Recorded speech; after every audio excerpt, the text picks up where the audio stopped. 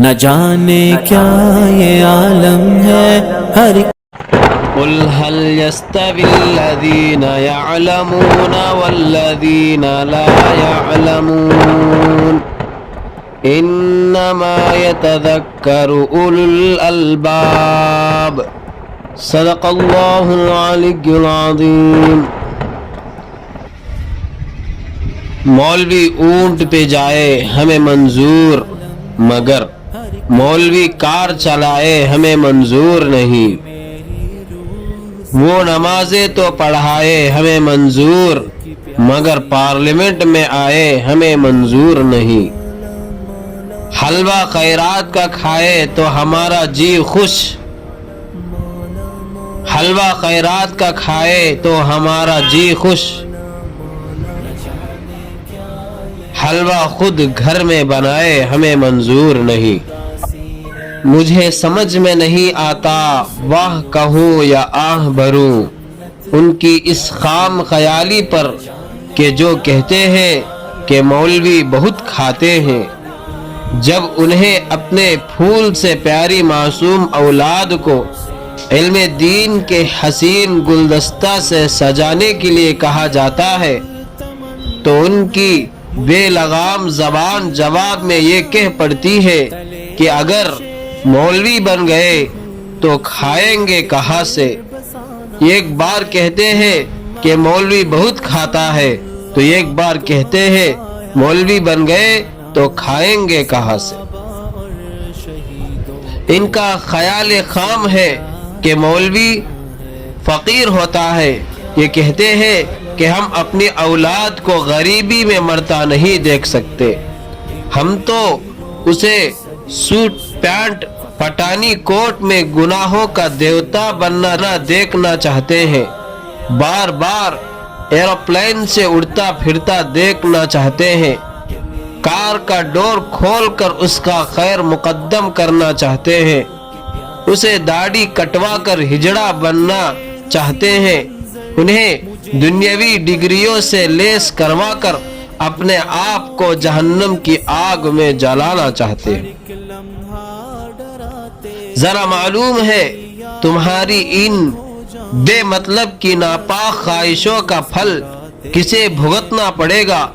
ذرا احساس ہے، ایک مرتبہ کا واقعہ ہے کہ دو دوستوں کی کافی عرصہ بعد ملاقات ہوئی تو حال چال پوچھتے ہوئے کہنے لگے، اور سناؤ بیٹے کیا کر رہے ہیں؟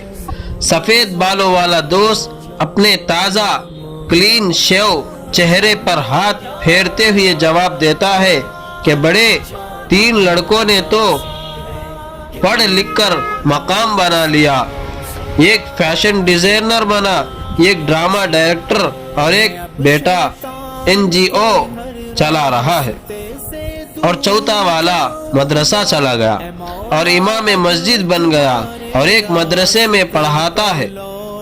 دوسرا دوست افسوس کرتے ہوئے کہتا ہے، تم ساری زندگی نماز کے نام سے چڑھتے رہے اور تمہارا چھوٹا لڑکا مولوی بن گیا، تم اس کو گھر سے کیوں نہیں نکال دیتے؟ تو وہ شرمندگی سے نیچے منہ کرتے ہوئے جواب دیتا ہے، نہیں نکال سکتا، مجبوری ہے۔ دراصل بڑے 3 لڑکے شادی کے بعد مجھے چھوڑ گئے اور صرف عید بقرعید پر یاد کرتے ہیں، جبکہ یہ چھوٹا والا مولوی جو کہتا ہے کہ اسلام ماں باپ کی خدمت کا حکم دیتا ہے، وہی بیوی بچوں کے ساتھ میرے دیکھ بھال اور خرچہ اٹھاتا ہے، اب اسے گھر سے کیسے نکال دوں؟ میرے بھائی، میں ہاتھ جوڑ کے کہتا ہوں، اگر تمہیں اس عالم کی حقیقت نہیں معلوم، اگر تم اس کی اہمیت سے ناواقف ہو اور اس کی فضیلت سے نا آشنا ہو تو خدا را ان کا مذاق مت اڑاؤ۔ اگر تم اس کے فیض سے بہرا ہو تو میں بتلاتا ہوں، سنو اور کان کھول کر دل پر ہاتھ رکھ کر سنو، مجھے بتلاؤ، اگر یہ عالم نہ ہوتا تو تمہارا نکاح کون پڑھاتا؟ اگر یہ عالم نہ ہوتا تو تمہارے تمہاری نماز جنازہ کون پڑھاتا؟ اگر یہ عالم نہ ہوتا تو تمہارے اکڑے مردے کون کفن دفن دیتا؟